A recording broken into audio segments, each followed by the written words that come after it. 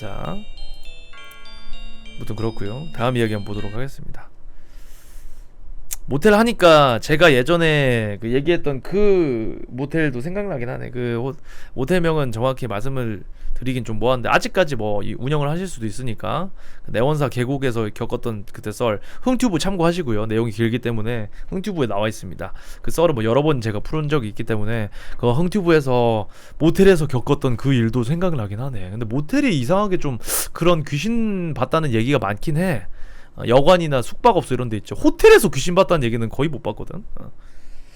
그래서 보면은 참 그때 제일 소름 돋았던 게 이제 친구 아버지가 연락을 받은 적이 없다 뭐 하고, 그리고 핸드폰에 000초 찍힌 거 통화 내역이, 그게 소름 돋긴 했는데 제일 소름 돋았던 건 친구 놈이 새벽에 쌀 뿌린 게 진짜 소름 돋았어요. 생쌀을 밥 해 먹으려고 이제 부모님이 싸주신 생쌀이었거든. 그거 이제 뭐 렌지 돌려갖고 뭐 이렇게 뭐 밥을 즉석밥 해 먹던지 해서 먹어라 해서 한 건데, 그게 그 쌀을 새벽에 지가 벌떡 일어나갖고 잠결에 뿌렸다는 게 그게 진짜 무서워.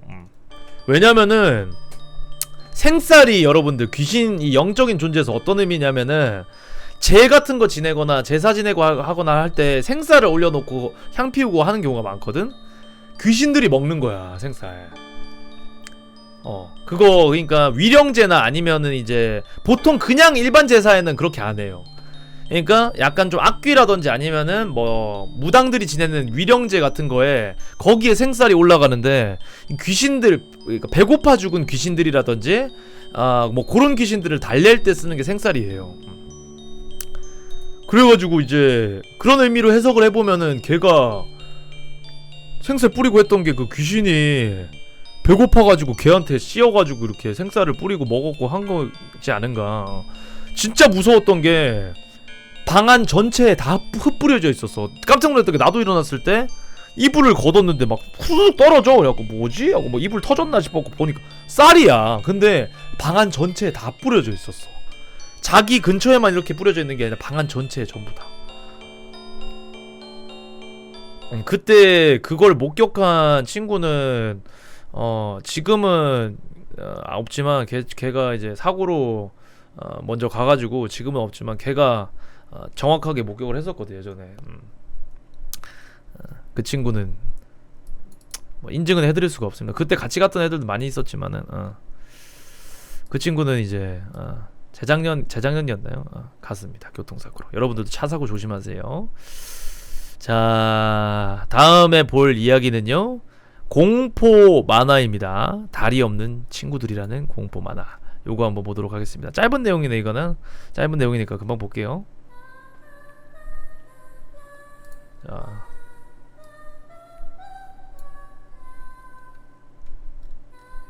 네 어깨 위에 악귀가 있어?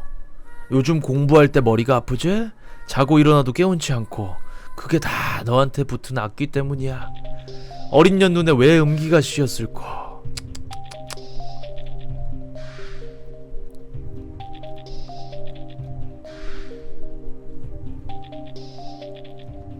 뭐야, 뭘 그렇게 봐?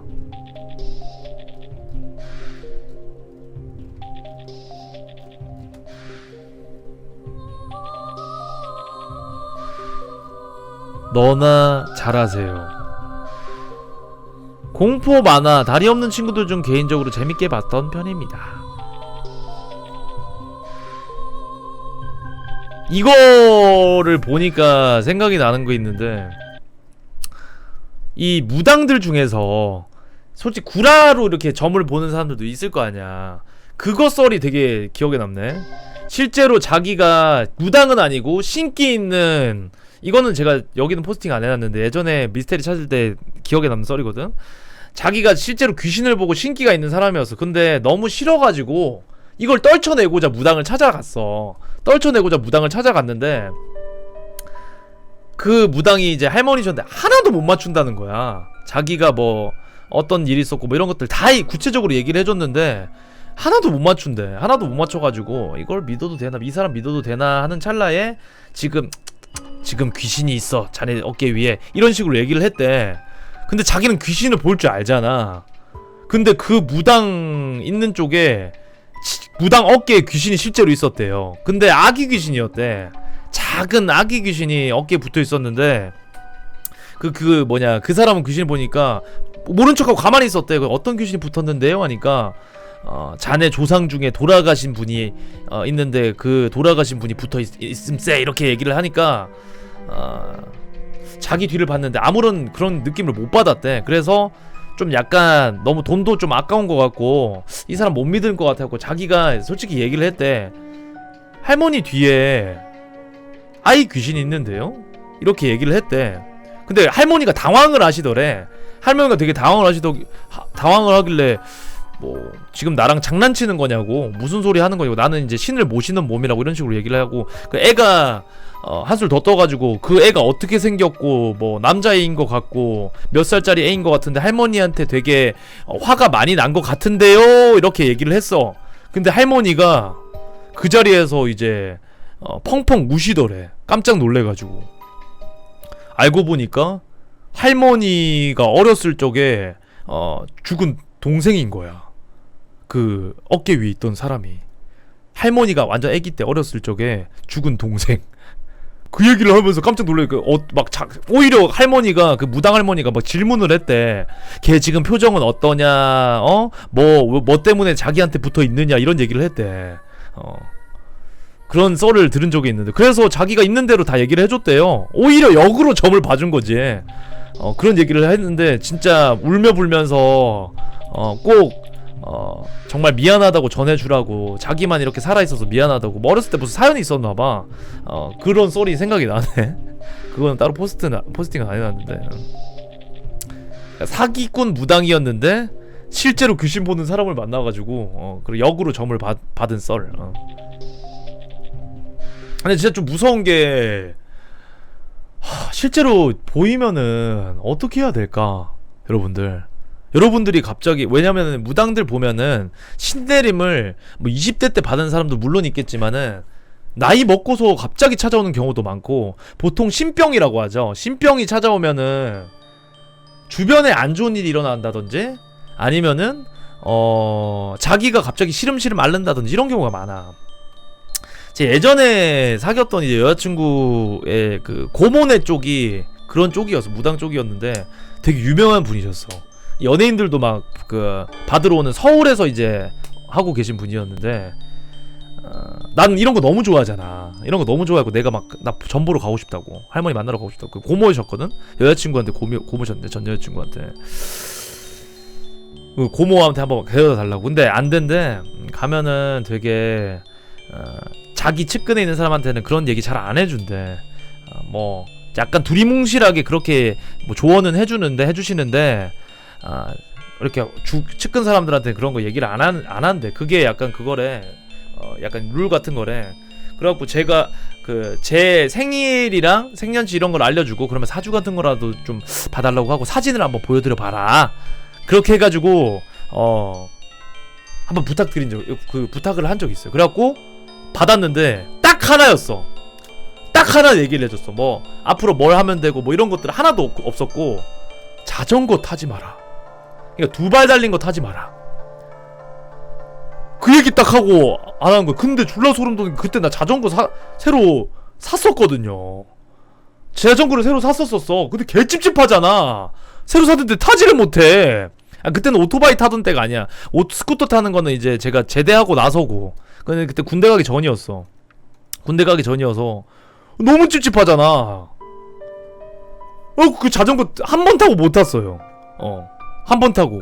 그래갖고 그 해만 타지 말라 했어. 이 올해에는 자전거 2발 달린 거 절대 타지 말라는 거야. 사고 난다고.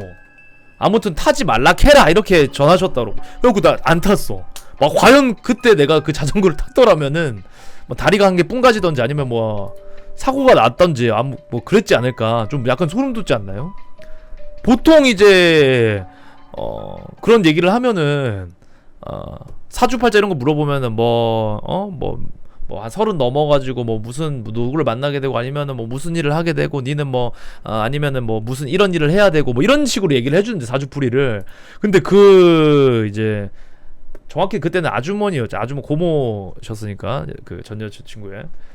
딱 그 한마디 하니까 너무 찝찝한 거예요. 그리고 시기도 맞물려갖고 자전거를 산 지 얼마 안 됐으니까 그 얘기가 생각이 나네요. 무튼 이 무당분들은 되게 정말 좀 흥미로운 건 사실이에요. 흥미로운 건 뭔가 정말 있는 것 같은데 뭐 제가 보진 못하니까 뭐 증명을 할 수는 없지만 혼자 그리고 또 무당한테 전보러 가기엔 조금 좀 무섭긴 해. 혼자 전보러 가기는. 다음에 기회 되면은 우리 또 촉촉한 패밀리들이랑 한번 가보도록 하겠습니다. 전보러. 그러니까 방송에 출연하려고 하는 무당분들은 잘 안 계세요. 아니면 큰 돈을 요구하는 분들도 많이 계시고 그래서 섭외 방송으로 가기엔 좀 빡세긴 하지. 자, 다음 이야기 보도록 하겠습니다. 요거는 실제로 있었던 이야기네요. 요거나 조금 남성분들은 조금 사진 보기 불편할 수도 있으니까 참고하시고요. 보도록 하겠습니다. 자, 남친의 성기를 자르고 강에 던진 뒤 경찰에 자수한 대만의 31살 여성입니다. 여성은 수면제를 이용해 자는 남친의 버릇을 알고 그걸 이용해 남친의 성기를 2cm 남기고 자른 뒤 밖으로 나와 지나가는 행인에게 구급차를 불러달라고 말한 뒤 자기는 강으로 가서 남친의 성기를 던졌습니다. 그리고 자수를 했고요. 남성은 성기를 잘린 뒤 구급차에 옮겨진 뒤에도 태연하게 자고 있었고 응급실에서 깨어난 뒤에도 상황 파악이 안 됐다고 한다. 이 남성은 베트남에서 온 남성이며 대만으로 온 뒤 결혼을 했었으나 딸과 아들을 두고 이혼한 뒤 전 부인에게 전부 떠맡겼다고 한다. 그리고 3년 전 현재 여친을 알게 됐고 딸도 얻었습니다. 남성은 자신이 번 돈을 마약값에 쓰는 바람에 딸 우유값도 없는 형편, 거기에 집안에 대놓고 여자까지 데려오니 미칠 지경. 그래서 여친은 니 또 여자 데려오면 그 자지를 잘라버리겠다라고 으름장을 놓았으나 남성은 여자를 데려왔고 나에게 사용하지 않고 다른 여성에게 사용하는 이런 것 따위는 필요 없다 하고 과감하게 잘라버렸다고 합니다. 실제 그 자수하고 그 현장 사진이라고 합니다. 그 재현하는 거죠, 이거 범행 그거를.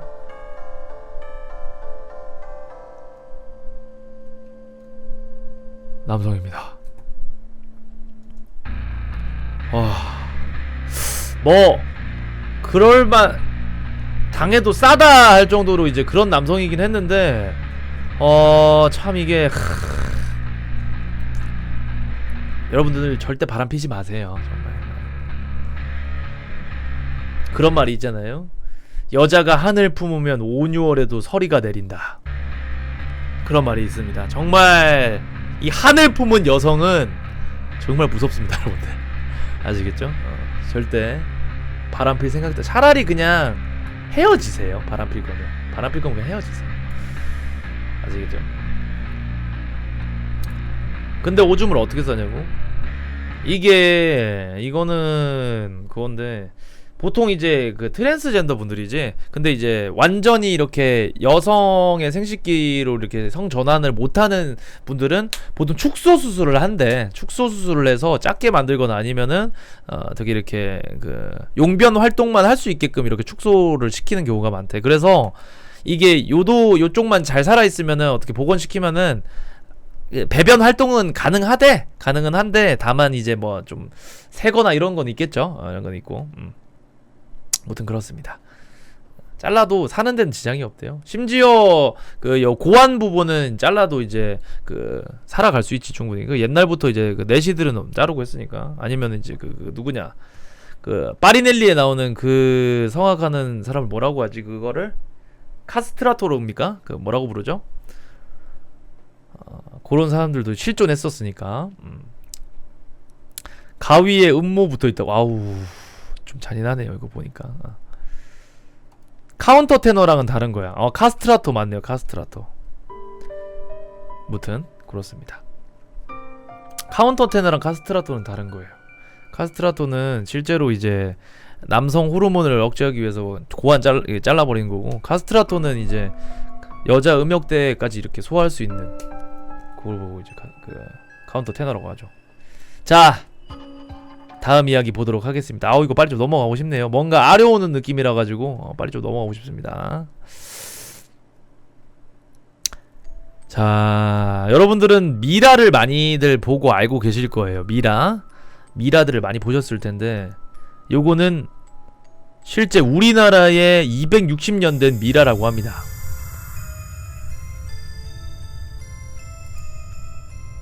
영조 때 인물로 추정 중이라고 하고요. 수염과 의관이 온전한 상태라고 합니다. 저기 이제 이집트의 미라는 많이 봤는데 우리나라 미라는 아마 처음 보실 텐데 영조 때 인물로 추정 중이라고 하고 상태가 상당히 잘 돼 있지. 미라 보존 상태가 수염도 보이고요. 사람 피부 조직도 보이고 의관들이 아주 그대로 이렇게 구글구글하긴 하지만 살아있는 거 보니까 되게 신기한 모습입니다. 의관 모습. 이거 말고도 이제 우리나라에서 미이라들이 많이 발견되는데 이런 방식의 미이라들이 많이 발견되는데 보통 이게 박물관에 보관하기도 그렇고 그래갖고 처분이 어렵다고 해. 미이라들이 박물관에 보관하는 게 맞겠지, 맞지? 이런 거는 역사적인 자료니까 사람 시신을 가지고 이렇게 한 건 조금 깨름칙하긴 하지만 이게 언제 발견된 거냐면 이거 좀 됐어요. 발견된지 이거 언젠지는 안 나와있네. 이거 좀 된 자료야. 이거 되게 이거 실제 뉴스에서 본 적도 있는 것 같은데. 자, 보겠습니다. 다른 방송 다른 방송이래. 다른 내용 보도록 하겠습니다.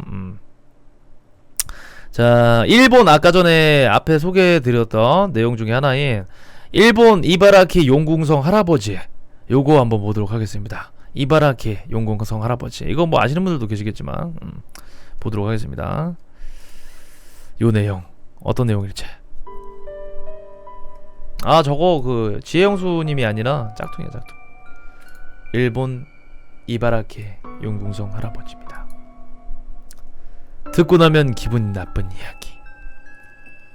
이게 이 채널 이게 일본의 약간 DC 인사이드 같은 거라고 생각하시면 돼요.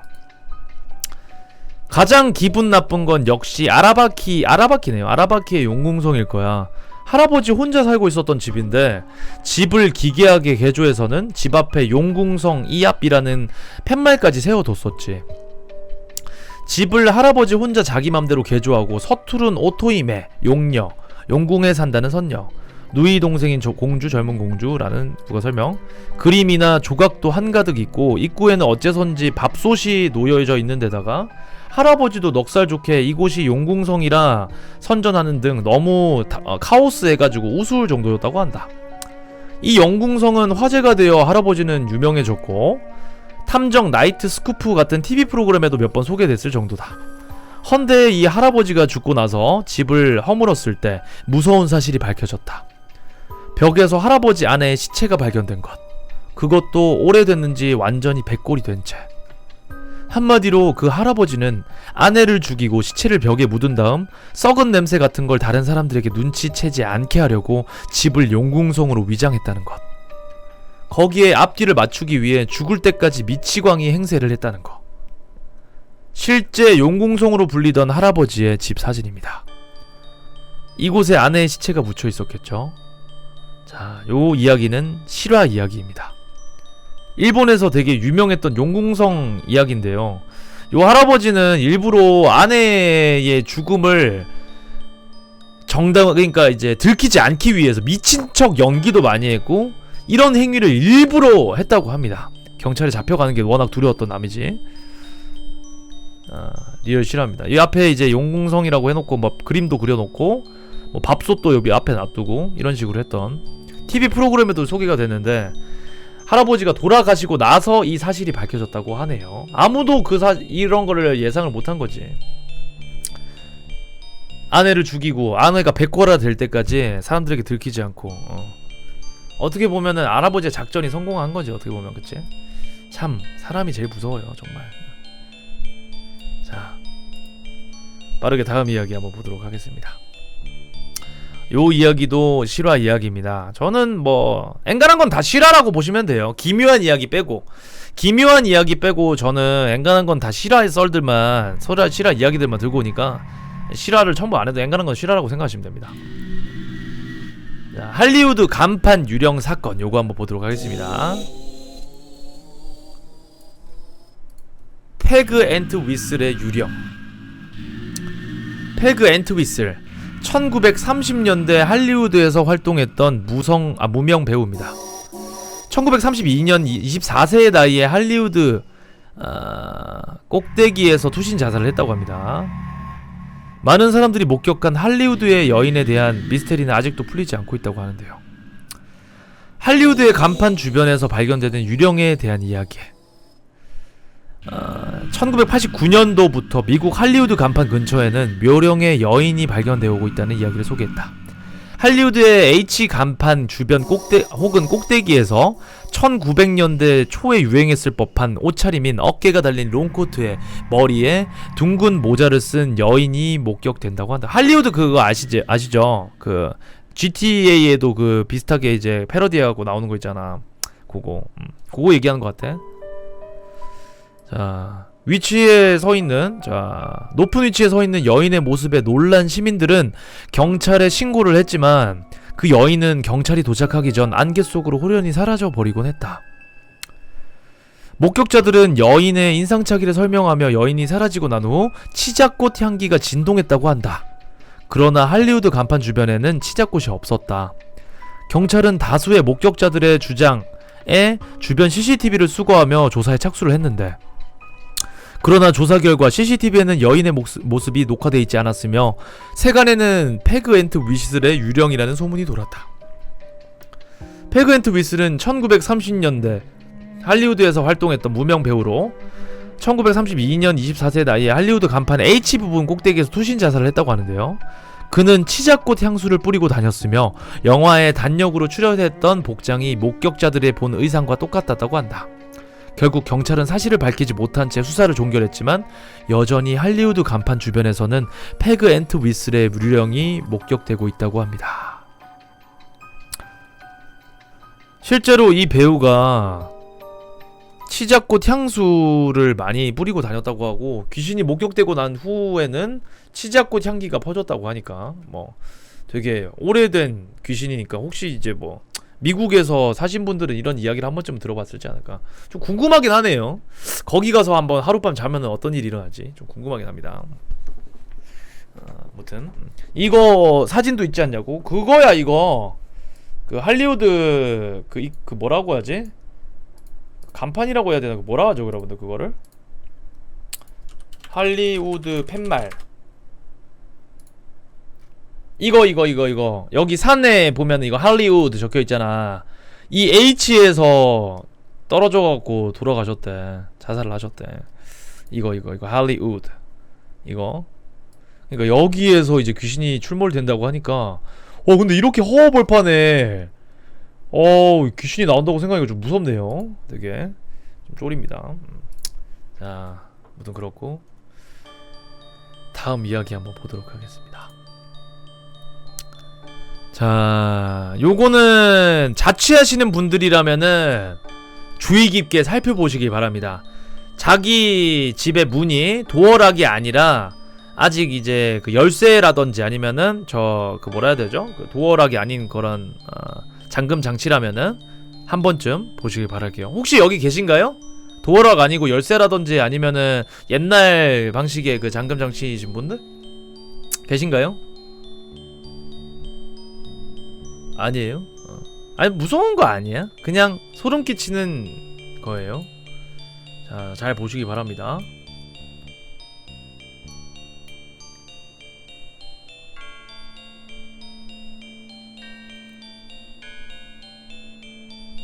일본에서 실제로 있었던 털이 방법이라고 하네요. 일본에서. 일본은 아직도 열쇠를 많이 사용해. 그래서 열쇠고리 이런 것들이 되게 많지. 일본은 도어락 이런 거보다 그러니까 조심성이 많은 이 사람들이라 아직도 자기의 그 귀중한 집 열쇠는 자기가 들고 다녀야 되고, 도어락은 뭔가 신빙성 없다, 약간 좀 뭐라 해야 되지, 좀 위험하다, 이런 인식이 아직 일본에는 많이 남아있대. 도어락보다는 열쇠 같은 게 있어야 좀 안전할 것 같고, 그런 인식이 있대. 근데 요즘에 약간 이런 문제가 많이 생겨서 요런 거 문제가 많이 생겨가지고 도어락으로 좀 바꾸고 있는 추세래요. 일본 사람들이 아직 막 의심이 많고 이래가지고 아닌 사람들이 많은데, 안 하는 사람들 많은데, 바꾸고 있는 추세래. 이런 범죄들이 일어나고 해서. 혹시 이런 집에 대문을 가지고 계신 분은 꼭 밑에 거도 잠주시기 바랍니다. 위에 거만 귀찮아갖고 대충 걸어놓으신 분들은 위에 거도 밑에 거도 아래 것도 무조건 잠가 놓으시기 바랍니다. 아시겠죠? 이런 식으로 풀어가지고 범죄의 대상이 될 수도 있으니까요. 자, 다음 이야기에 바로 넘어가 보도록 하겠습니다. 이것도 일본 이야기인데요. 나카지마 토모코에 관한 이야기. 요 이야기는 아마 생소하신 분들도 많이 계실 거예요. 요 이야기. 일본 연예인 나카지마 토모코에 관한 이야기입니다. 자, 사건의 주인공, 미녀 개그 콤비로 큰 사랑을 받았던 오셀로의 멤버이자 배우로도 활약한 나카지마 토모코라는 일본의 한 탤런트의 이야기입니다. 나카지마 토모코, 요렇게 생긴 분이고요. 이쁘시죠? 한국 사람들이 많이 보는 일본 예능 중 하나인 비밀의 아라시짱 MC를 오셀로가 맡고 있어서 일본 예능 좀 봤다 하는 사람들은 누군지 대충 알 거라고 생각합니다. 요 분입니다. 요 분. 잠깐 재채기 나올 것 같아. 아우 죄송합니다. 같은 분이에요. 같은 분입니다. 나카지마는 미스 콘테스트 수상 경력도 있고 몸매도 예뻐서 잡지에도 모델로 자주 나오곤 했는데 2009년경 어느 날 갑자기 살이 점점 찌기 시작했습니다. 건강상의 문제라면서 한동안 휴식을 갖기도 했지만 복귀에서도 다시 빠지는 기미는 보이지 않았고요. 그러다가 점점 방송 태도도 예전 같지 않다는 사실이 주목받기 시작하고 녹화장에서 마음대로 행동하고 소리를 지르는 등 이상해졌다는 소문도 함께 돌기 시작했습니다. 이때까지만 해도 왜 갑자기 살이 쪘을까? 무슨 병이라도 있나? 하고 다들 이유가 뭔지 궁금해하면서 이유를 추측하고 있었는데요. 그중 유력하단 말이 나왔는데 애인이었던 타니아라 쇼스케와 결별을 한 후 타니아라가 속도 위반으로 결혼을 했기 때문에 받은 스트레스 때문이다 였는데, 나카지마는 방송에서 갑자기 살찐 이유는 실연이 아니라 호텔 숙박 플랜을 다니는데 빠져있어 호텔밥이 너무 맛있어서 많이 먹기 때문이라고 대답을 했다고 합니다. 이 소문 외에도 아티스트 이노우에 요스이와의 불륜과 파탄 등 여러가지 추측이 있었지만 궁금증을 해결해 줄 만한 제대로 된 이유는 밝혀지지 않았고, 그 와중에 갑자기 나카지마가 방송을 펑크내고 지각이 잦아지는 듯한 문제가 심해지면서 2011년 여름쯤 사실상 갖고 있던 레귤러 방송 4개에서 모두 강판되고 무기한 방송 활동 중지에 들어갔습니다. 한편 파트너인 마츠시마는 결혼해서 아기도 낳고 행복하게 살고 있고 방송 활동도 변함없이 활발히 하고 있으며 사무실까지 차려서 사장 취임하고 독립한 마당이라 콤비 불화설까지 퍼지게 되었는데요. 어쨌든 한동안 나카지마는 방송에서 볼 수 없게 되었습니다. 그러다가 2012년에 뻥 터져 나온 게 600만엔 월세 체납 소송 사건. 이 사진의 집이 나카지마가 살고 있는 시부야구의 고급 맨션인데, 자택 맨션과 맞은편에 개인 사무실 용도로 쓰고 있는 맨션의 월세를 몇 달째 지불하지 않고 있어서 소송이 걸렸다고 합니다. 만약 그냥 이 사건이 평범한 소송이면은 물론 이게 화제가 될 거리는 아니었는데요. 하지만 이 사건을 단순한 소송으로 끝낼 수 없었던 게 나카지마가 너무도 수상한 점쟁이와 동거를 한다는 점이었습니다.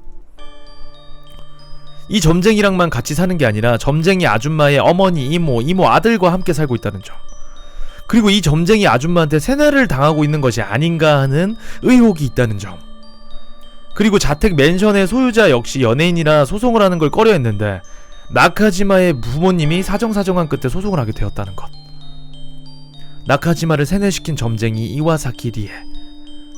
나카지마가 이 점쟁이한테 세뇌당해 있다는 게 거의 확실시 되는 이유가, 소송 전에 이미 체납 월세 지불 요구, 퇴거 명령의 고소 후에는 법정 출두 요구까지 나왔는데 나카지마는 죄다 무시로 일관을 했고, 몇 날 며칠 집에서 나오지 않는 것은 기본, 가족들이 경찰까지 부르고 찾아가서 나오라고 울고불고 해도 만나주지 않는다는 것. 맨션 집세 체납이 보도된 이후에도 전화해준 지인한테 나카지마가 그 사람을 믿으면 안 되는 건가요? 하고 반론할 정도로 전혀 자신이 놓여져 있는 상황에 대한 이해가 없던 것. 나카지마의 동료 연예인들의 증언으로는 식사 약속이나 사석에서 만날 때도 언제나 그 점쟁이와 함께 다녔고, 나카지마가 그렇게 그 점쟁이의 눈치를 많이 봤다는 것. 돌아갈 때도 가도 돼? 하고 물어볼 정도였다고 합니다. 이 점쟁이 아줌마가 과거 세뇌했던 다른 피해자가 있다는 점, 그 피해자 인터뷰에 의하면 친구들 사이를 다 이간질 시켜놔서 자기 말만 듣도록 만들었다고 합니다. 나카지마 소동의 경위. 나카지마는 2009년부터 도내 자택에서 자칭 점쟁이라는 여성들과 동거를 시작했고 11년 4월에 소속 사무소인 쇼치쿠 예능의 건강상태 문제를 이유로 휴양을 발표를 했고 11년 7월에는 연락을 할 수 없게 된 부모님이 나카지마의 몸을 걱정하여 인사보호 요구를 제출. 그 뒤 나카지마를 도내 병원에 입원시켜 점쟁이와의 거리를 멀게 하였지만 퇴원 후에는 다시 점쟁이의 곁으로 돌아가버려 탈환 계획은 실패로 끝나게 됩니다. 같은 12월에는 부동산 관리 회사가 도내의 사무소 맨션의 집세 체납분 등 약 650만엔의 지불과 퇴거를 요청하며 도쿄 지방재판소에 제소를 했고요.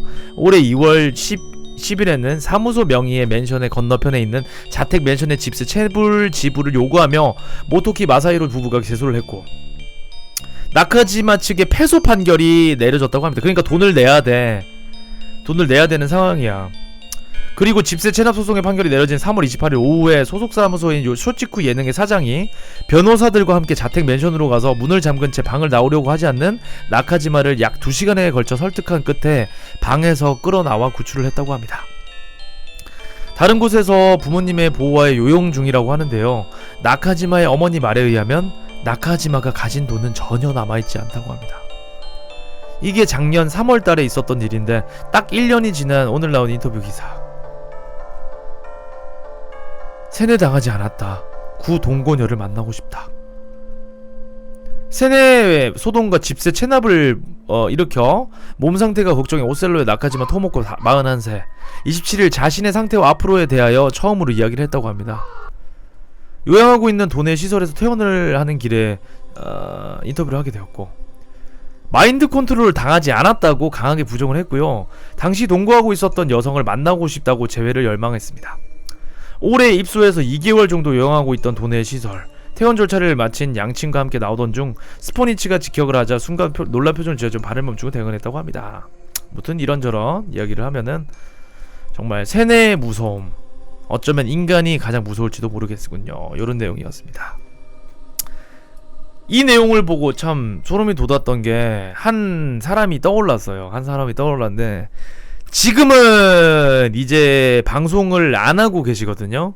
근데 이 이야기는 내가 방송에서 처음 아는데 내가 그 BJ분을 어떻게 알게 됐냐면은 토고걸 형님을 통해서 알게 됐어. 토고 형이 방송을 되게 다양하게 보는데 그분에 대한 얘기를 해주더라고.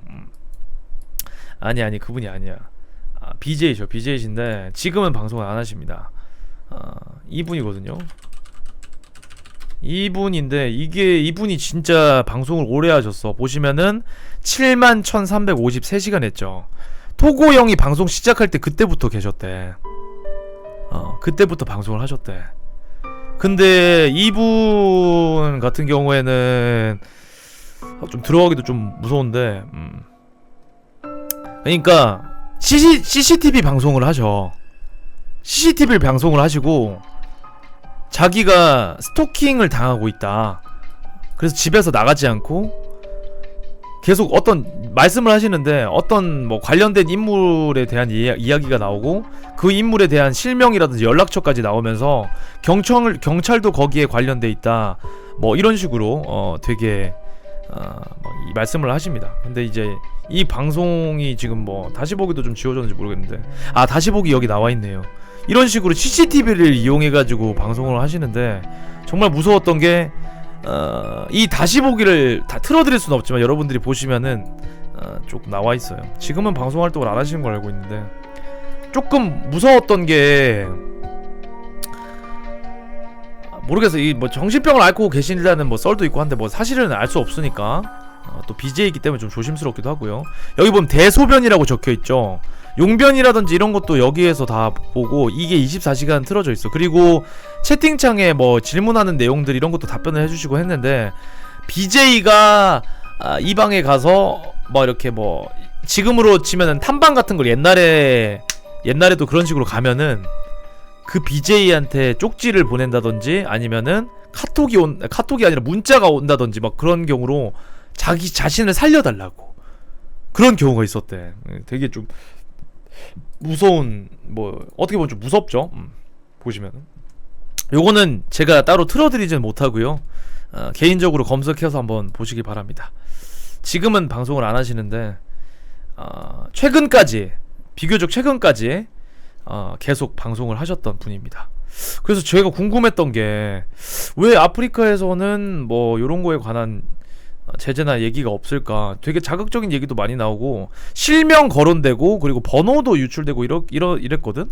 근데 이거에 대한 그게 제재가 따로 이렇게 없었더라고. 정말 약간 뭔가 신변의 위협을 느낄 것 같아갖고 안 한 건지. 이게 되게 아프리카에서 되게 무서운 일들이 많이 몇 번 일어났는데 그 중에 좀 유명한 이야기입니다. 스톡홀m 피해인. 아우 여기는 개인적으로는 좀 들어가고 싶지 않네요. 스토킹 피해인이라는 BJ 분이셨고요. 자 다음 이야기를 바로 넘어갈게요. 아무래도 요 이야기를 읽다 보니까 저게 생각이 나가지고 읽어봤습니다. 진짜 세뇌를 당한 걸까 이분은? 아니면은 심신이 미약해져 있고 마음 둘 데 없는 그걸 이용해가지고 약간 정말 사이비에 빠지듯 사람들이 보통 이제 사이비나 이제 그런 종교에 빠지거나 다단계에 빠지는 사람들이 상처가 있고 그리고 자기가 위로받고 싶어하고 어디 마음 둘 데 없고 이런 사람들이 많이 있다고 하잖아요. 약간 이 연예인분도 약간 그런 처지에 있었지 않을까. 가족들이 있긴 하지만 정말 마음을 의지하고 이럴 사람이 없어가지고 그런 거에 좀 세뇌당한 게 아닐까. 자 다음 이야기 보도록 하겠습니다. 벌써 2시간이 다 돼가네요. 시간이 훌쩍 지나갔는데 다음 이야기 바로 한번 보도록 할게요. 자 요거는 한 사진인데요. 요거 보시고 뭔가가 보이시는 분 있으면 지금 바로 채팅을 쳐주시길 바랍니다. 유명한 사진입니다. 유명한 사진이에요. 요거는 한 1분가량 틀어놓고 저 화장실을 좀 다녀오도록 할게요. 화장실 갔다 올 테니까 요거 잠깐 보고 계세요. 뭔가 어디에 보이는지 그거 말씀해 주시면 되겠습니다.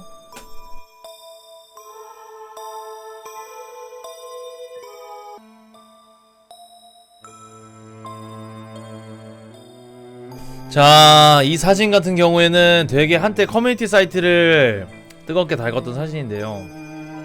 저는 아무것도 보이지 않아요. 여러분들 뭐 보이십니까?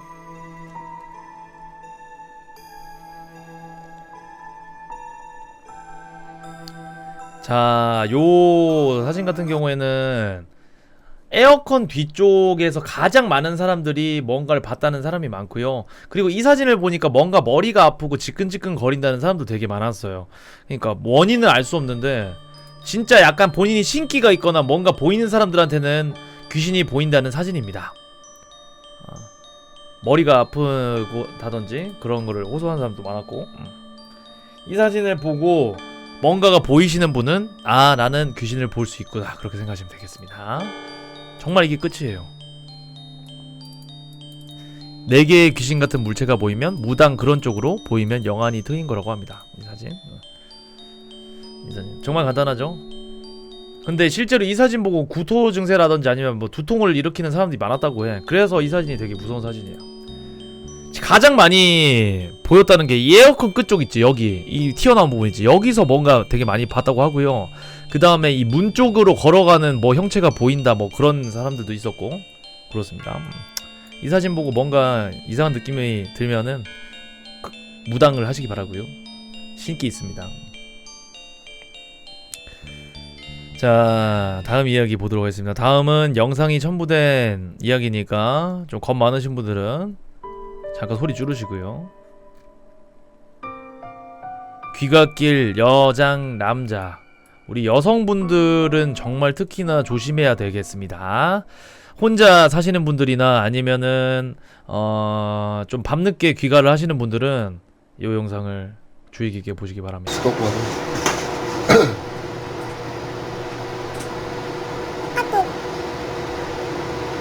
그래 부모님한테 보여주고 그래 불안해서 안 된다. 네.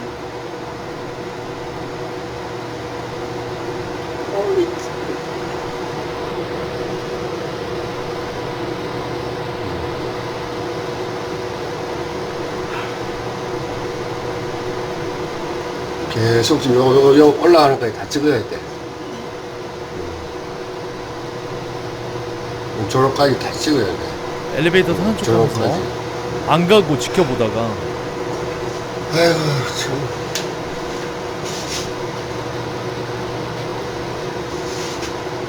계단을 좀 올라가.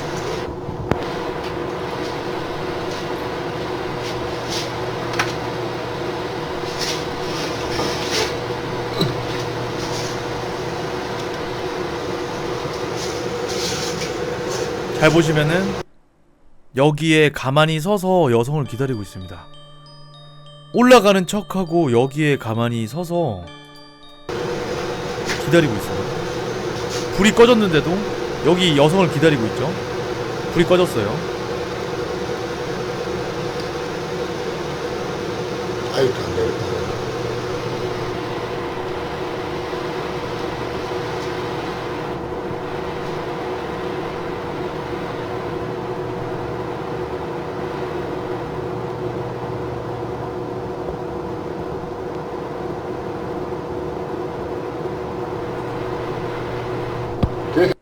자, 영상은 여기서 끝나는데, 스톱. 자, 이렇게 보면은 진짜 약간 좀 민구형 같기도 하고 좀 되게 깨름칙하긴 하네. 보통 이제 이런 범죄가 가끔씩 일어나는데 둘 중에 하나예요. 둘 중 하나입니다, 여러분들. 여성을 안심시키려는 목적으로 여자인 척을 해가지고 하는 성범죄자거나, 아니면은 진짜 자기가 여자가 된 듯한 이런 거를 알리고 싶고 약간 남한테 표출하고 싶은 그런 욕구를 가진 변태거나, 뭐 둘 다 변태지만은 그런 사람이거든요. 진짜 정말 이게 밤늦게 다니면은 안 돼. 조심해야 돼. 이렇게 보니까 진짜 좀 소름이 돋네요. 생각해봐, 여러분들이 집 가고 있는데 아파트야, 갑자기 이런 사람 따라본다 생각해봐.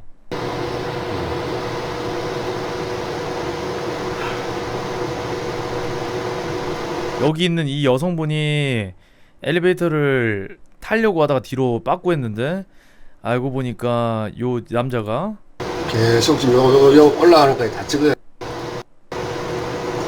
엘리베이터 타는 척하면서 다시 계단을 올라가서 여기서 멈춰 있었죠. 아무래도 저 여성분이 범죄 대상을 타겟한 건 같아요. 영상을 보면은 되게 조심하셔야 됩니다. 자, 아무튼 좀 깨름칙하니까 바로 넘어갈게요. 무섭네요. 왜냐면은 저는 이 영상을 보고 딱 한 명이 떠올랐어요. 제 메이플 북일마 응부 기라릿이라는 닉네임을 가진 새끼가 갑자기 떠올랐는데, 그 친구 같은 경우에는 진짜로 이제 저를 메이플 세계에서 여자로 생각하고 남녀 구분을 안 하고 정말 이제 저를 약간 좀 흠모하는 그런 새끼인데, 약간 걔가 실제로 집착이 심해지면 약간 이런 스타일이 되지 않을까, 그런 생각이 났고 약간 좀 머리가 좀 지끈거리네요, 생각하니까. 왜냐면 오늘 또 제가 낮에 걔를 신고해가지고 걔가 지금 계정 정지를 먹었어요. 일주일 동안. 약간 나쁜 마음 먹지 않을까 좀 걱정이 돼. 미안하다. 지금 내가 사과할게. 미안하다. 갑자기 생각나가지고 좀 미안하다.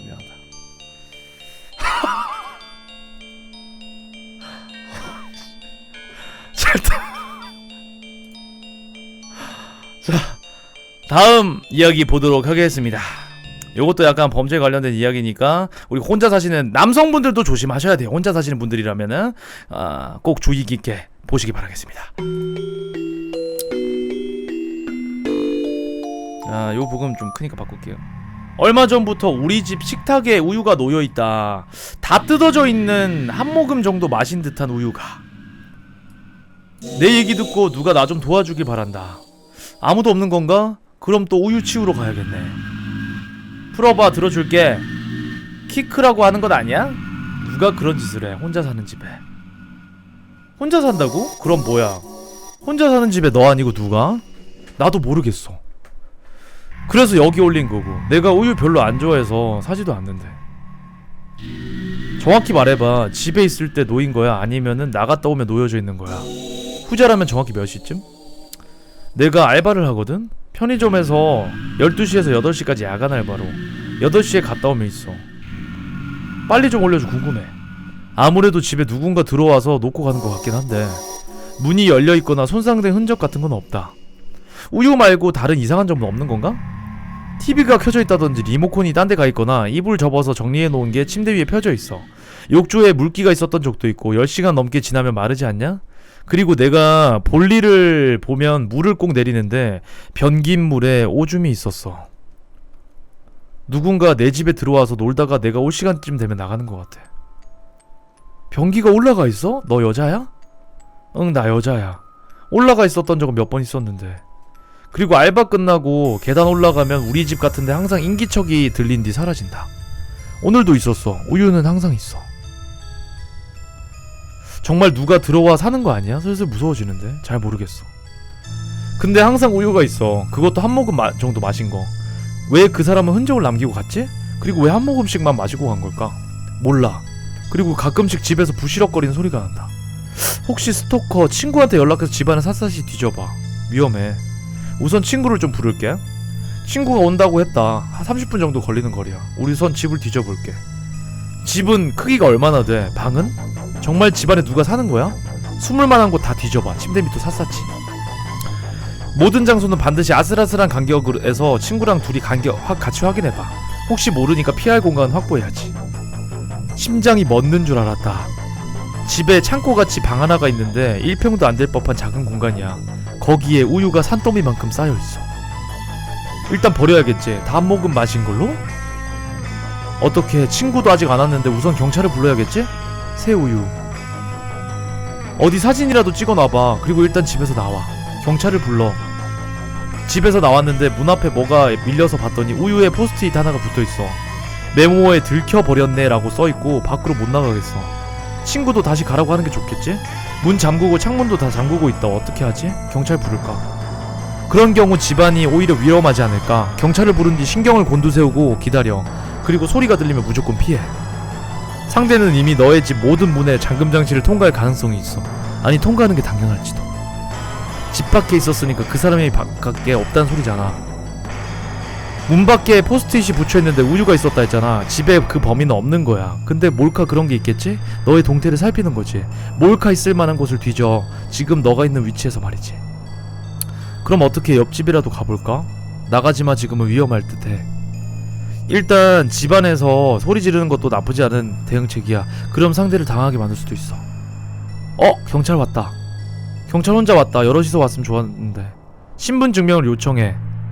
했는데 그 경찰서증 같은 거 보여줘서 열어줬어. 지금 집안을 뒤지는 중이야. 경찰이 뒤지는데 계속 지 혼자 웃는다. 미친 사이코 같아. 뭐야? 웃음소리가 웃겨. 키키키 하면서 웃어. 창고에 우유 있다고 하니까 창고로 갔어. 우유 하나 마셔도 되니? 진짜 좀 사이코야.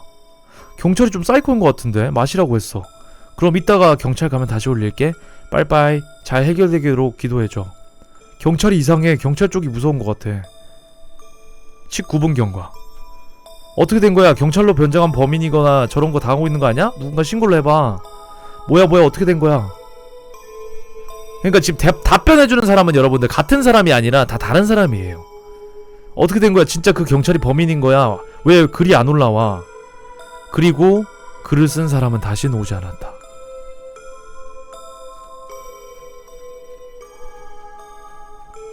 이 글의 제목은 경찰은 2인 1조가 원칙입니다.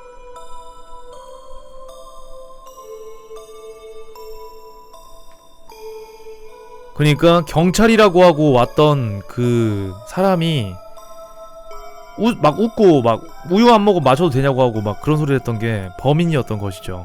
경찰인 척하고 들어온. 경찰로 위장해서. 그러니까 아마 스토커이지 않을까. 스토커. 무튼 이게 약간 그거인 것 같거든? 뭐래 약간 좀 뭐 DC처럼 그런 것 같은데 익명으로 이렇게 쓰는 거야. 근데 굳이 구라를 치면 이런 구라를 칠 이유가 없잖아요. 이 사건은 되게 아직도 미궁 속에 되게 미스테리한 사건으로 남아있습니다. 2010년 글이고요. 실제로 의경도 마찬가지고 경찰은 기본 2인 1조가 원칙입니다. 여러분들 2인 1조가 원칙이고 교육을 받을 때도 2인 1조를 한 뭐 체포술이라든지 아니면 2인 1조를 한 이런 훈련을 많이 받아요.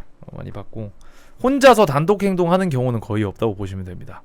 그렇기 때문에 요 경찰은 아마 범인이 위장해가지고 왔을 가능성이 매우 높아요. 자, 벌써 12시 50분이네요. 자, 몇 가지 이야기 더 보고 마무리해 보도록 하겠습니다. 자, 요 영상도 영상은 아니고요, 짧은 건데 요것도 한번 보시기 바랍니다. 실제로 있었던 실화 영상입니다. 잠깐만, 부금이 이렇게. 여자친구 맨홀 살인 사건.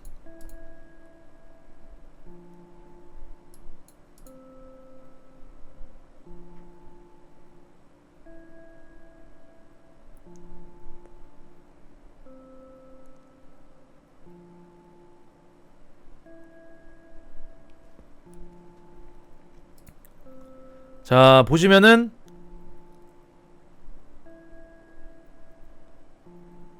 박스로 가려져 있는 여기가 맨홀이었는데 의도적으로 남성이 맨홀에 빠진 여자를 밀어넣고 맨홀 뚜껑을 닫아버리는 행위를 하고 있죠. 그리고 마지막에 뚜껑을 밟으면서 아주 치밀한 계획 범죄를 일으킨 영상입니다. 이 영상. 다행히도 CCTV가 근처에 있어가지고 이 영상이 포착이 됐네요. 국내에서 일어난 일은 아닌 걸로 알고 있거든? 근데 분위기 보면은 국내 같기도 해. 그치?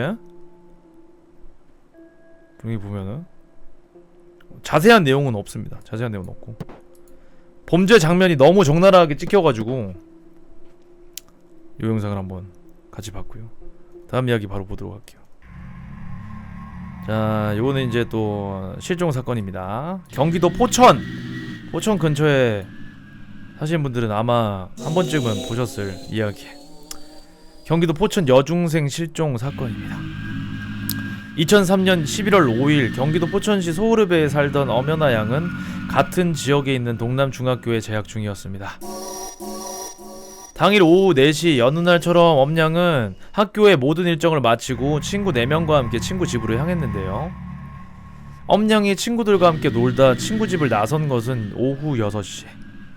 곧 친구들과 엄양은 각자의 집을 향해 갈라졌고 6시 20분경 엄양은 엄마에게 전화통화를 합니다.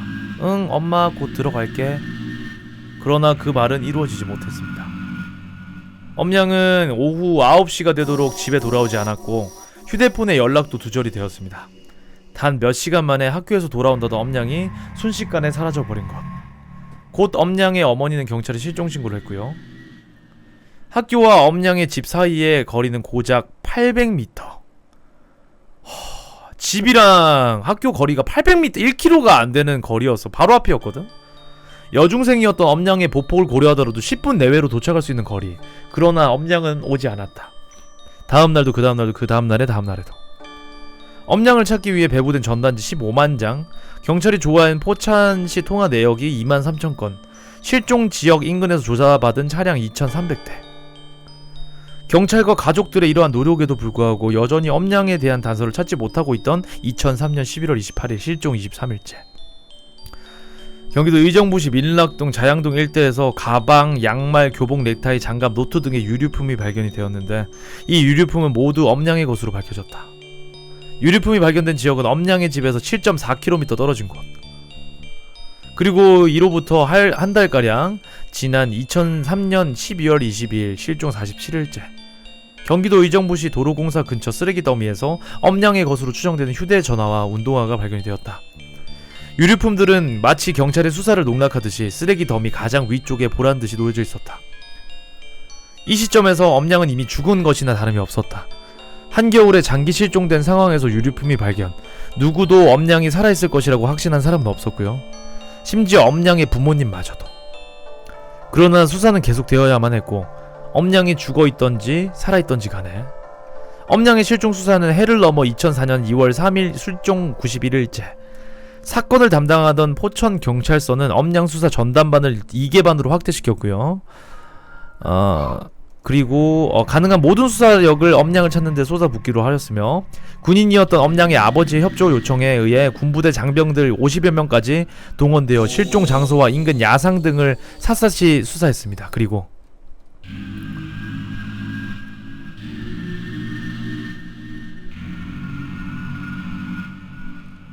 시신이 발견되었습니다.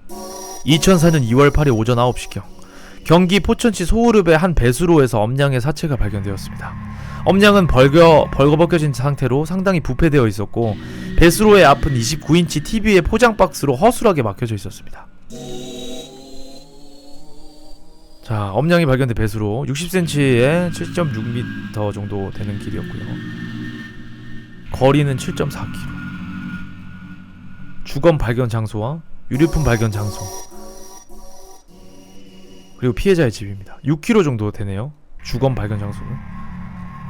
엄냥의 시신이 발견된 배수로는 유류품 발견 현장에서 2km, 엄냥의 자택에서 6km 떨어진 장소였습니다.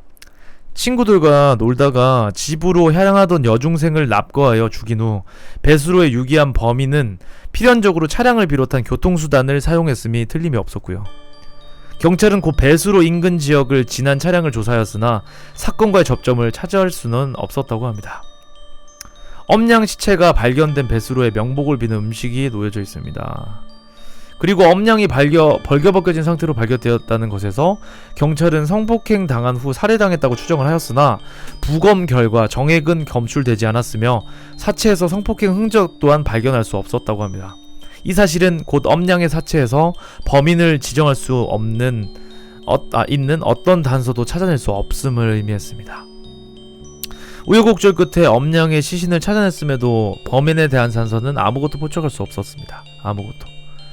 수사는 계속되었지만 계속되는 수사 속에서 분명해지는 사실은 범인에 대한 단서가 전무하다는 것뿐. 사건의 중압감을 이기지 못한 수사반장 윤경사는 엄냥의 시신이 발견된 지 8개월이 지난 2003년 10월 16일 미안하다는 유서를 남긴 채 자살을 했습니다. 이후 범인에 대한 별다른 단서를 찾아내지 못한 채 수사는 종료가 되었고 사건이 발생한 지 10년이 지난 2013년 현재까지도 엄연아 양을 무참히 살해한 배수로에 유기한 범인은 나타나지 않고 있다고 합니다. 2013년 글입니다. 기타 의문점. 엄냥의 사체는 발견 당시에 부패가 심각한 상태였으며 때문에 부검이 정확하게 이루어질 수 없는 상황이었습니다. 엄냥의 사인은 알려진 바가 없다고 하네요. 발견되지 않은 유류품.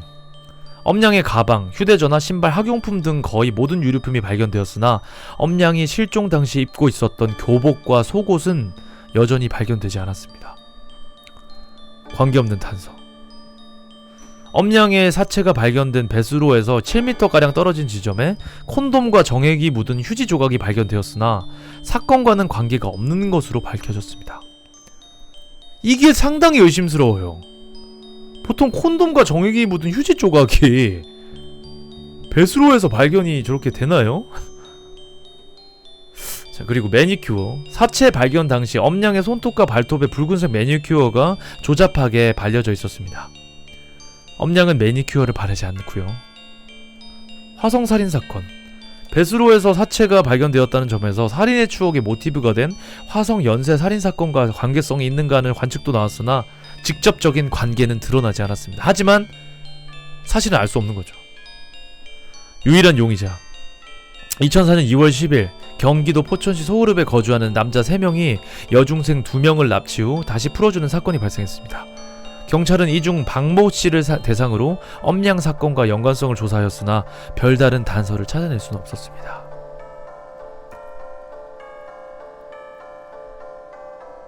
자, 이렇게 미제 사건으로 남았고요.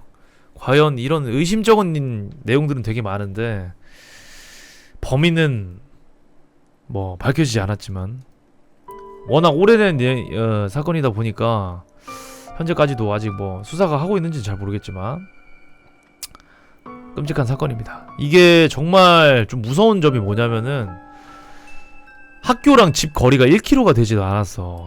집으로 걸어오는 10분 사이에 일어난 일이란 말이야.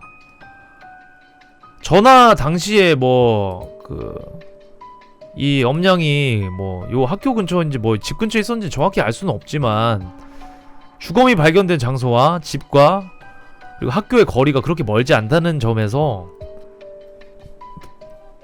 분명히 이 근처에서 범행이 이루어진 거겠죠.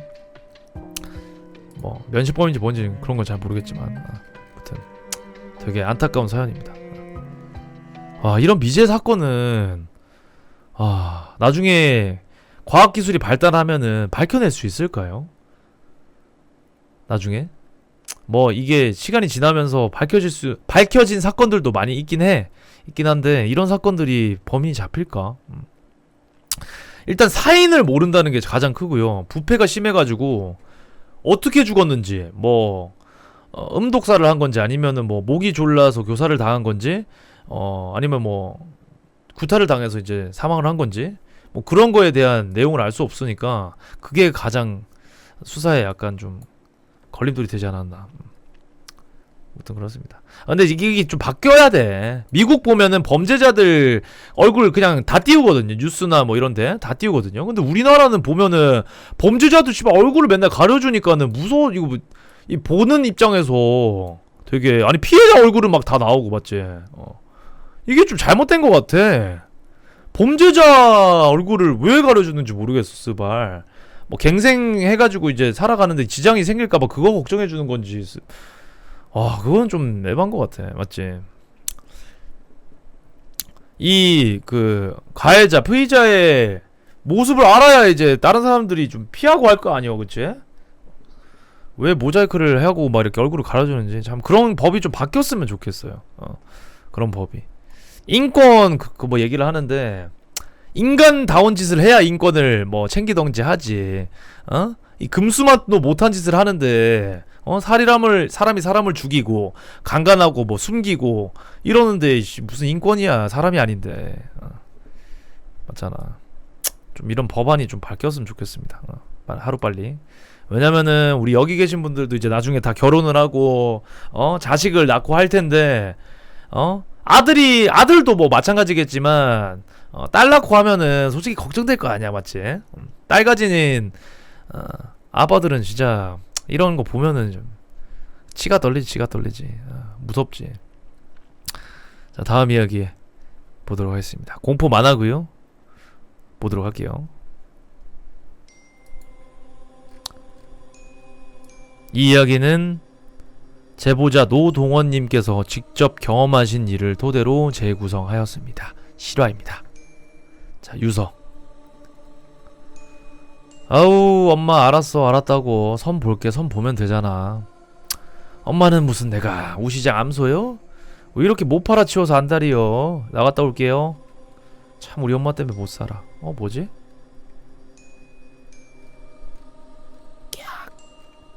며칠 전 내가 사는 아파트 12층에서 어떤 남자가 투신 자살을 했다. 그런데 그 남자는 자살하기 전에 유서를 한 장 남겼다고 했는데 자신의 꿈에 관해 적혀 있었다고 한다. 내용은 이렇다. 난 매일 같은 꿈을 꾼다. 지독한 악몽 속. 꿈속에서 난 내 집을 찾아 아파트를 헤매고 있다. 내가 사는 아파트가 맞는데 어디가 어딘지 도무지 기억이 나질 않는다. 그렇게 몇 시간을 헤매면서 아파트 계단을 돌아다니다가 겨우겨우 길을 찾아 내가 사는 층에 도착을 하게 된다. 그런데 괴상한 건 집에 들어가려는 아파트 복도에 괴기스럽게 생긴 여자 귀신이 복도 천장에 매달린 채 내 집 앞을 가로막고 있다.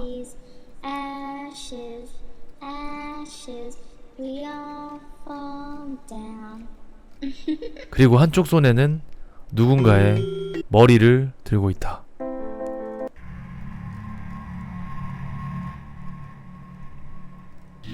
순간 들고 있던 누군가의 머리를 내 앞에 던진다. 자세히 보니 바로 나 자신이다. 이것이 유서의 내용이다. 정말 끔찍한 꿈이다. 그렇다면 매일 반복되는 악몽이 그를 죽음으로 몰고 간 것일까? 아니면 다른 이유가 있던 걸까? 생각만 해도 소름이 끼친다. 그리고 그 사건이 있은 후 아파트 옥상에서 이상한 소문이 나돌기 시작했다. 밤마다 아파트 복도에서 옥상이 아니네요. 이상한 소리가 난다는 것과 검은 형체가 복도를 어슬렁거리며 돌아다닌다는 소문. 설마 죽은 남자의 영혼이 다음 상대를 찾아 떠돌아다니는 것은 아닐까? 아, 요즘 걱정거리가 많아서 그런지 잠이 잘 안 오네. 응? 근데 아까부터 저쪽에서 누가 날 쳐다보는 것 같단 말이야. 저거 대체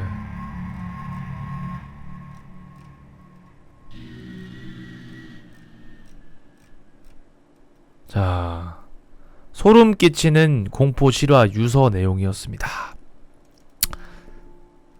이게 만화 그림체가 이래서 그런데 이 내용을 차근차근 살펴보자면은 유서 내용을 잘 읽어볼게요. 꿈속에서 난 항상 내 집을 찾아 헤매고 있고 내가 사는 아파트가 맞는데 어디인지 기억이 안 나고 그렇게 몇 시간을 헤매면서 아파트 계단을 돌아다니다 겨우겨우 길을 찾아 내가 사는 층에 도착하면 하게 되는데 어떤 여자 귀신이 내 머리를 들고 가로막고 있다. 그리고 한쪽 손에는 누군가의 머리를 들고 있고 그게 내 머리다. 이게 유서의 내용이에요. 이게 유서의 내용이에요, 여러분들. 유서에 적힌 내용이 세상 잘 살다 갑니다. 아니면은 이제 누구누구 감사합니다. 미안해요. 이런 내용이 아니라 꿈 내용을 적어놨어. 귀신을 봤고 그 귀신이 내 머리를 들고 있었다는 꿈 내용이야. 이게 자살한 건지 그러면은 어떻게 죽은 건지 어떻게 하는 거야. 근데 유서니까 아무래도 자살한 게 맞겠죠. 무튼 그렇습니다. 자, 다음도 공포 만화인데요. 다음 이야기 마지막으로 보도록 하겠습니다. 마지막으로 이야기 보고 다음 시간에는 귀신 보는 친구 이야기 요거부터 시작을 하도록 할게요. 요거는 썰인데 되게 유명한 썰이고 좀 내용이 길기 때문에 요거부터는 다음 시간에 한번 만나보도록 하겠습니다. 마지막 만화 요것도 만화입니다. 떠도는 괴담을 각색하여서 만든 것입니다. 나는 28살 회사원이다. 평소에 주당이라는 소리를 들을 만큼 술을 좋아한다. 그런데 언제부턴가 술에 취할 때마다 길을 걸으면 한 여자가 보인다.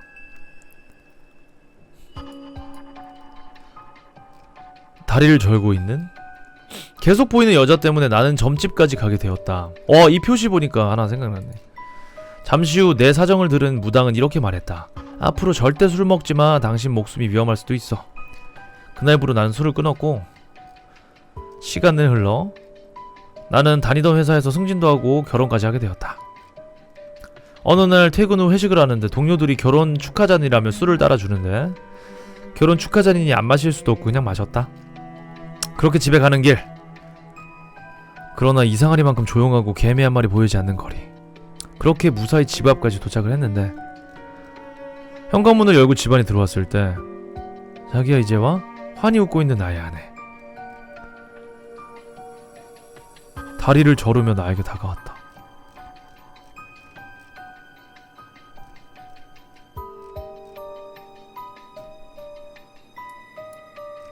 뭐야 이게 끝이야?